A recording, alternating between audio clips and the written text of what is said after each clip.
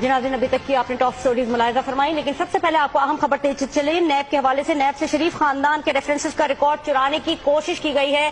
अहम खबर आपको दे रहे हैं कि नैब से शरीफ खानदान के रेफरेंसेस का रिकॉर्ड चुराने की कोशिश की गई है। सिक्योरिटी गार्ड्स ने रिकॉर्ड चोरी करने की कोशिश को नाकाम बना दिया और रिकॉर्ड चोरी करने की कोशिश में मुलव्वस नैब अफसर को धर लिया गया। Chairman NAB justice Javed Iqbal ने मज़कूरा अफसर के खिलाफ इंक्वायरी का हुक्म दे डाला है।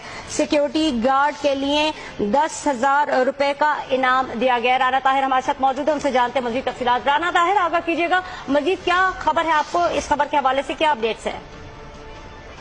देखिए, ये बहुत अहम वाकया हुआ है कि नैब हेडक्वार्टर की इमारत से शरीफ खानदान के मुकदमात का इंतहाई हसास रिकॉर्ड चोरी करने की ये कोशिश की गई और ये कोशिश करने वाला नैब का ही एक अफसर था।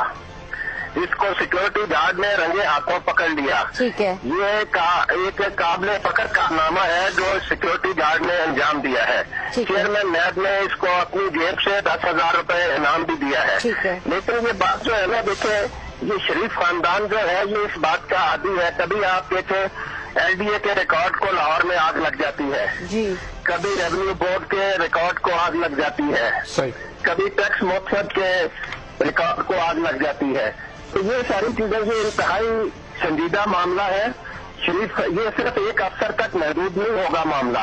असल बात ये है कि जिन लोगों के लिए ये अफसर रिकॉर्ड चोरी कर रहा था उनका मुहासबा किया जाए, उनको गिरफ्त में लाया जाए और ये भी पता चलाना चाहिए कि इस अफसर के साथ और कौन कौन से लोग मिले हुए थे।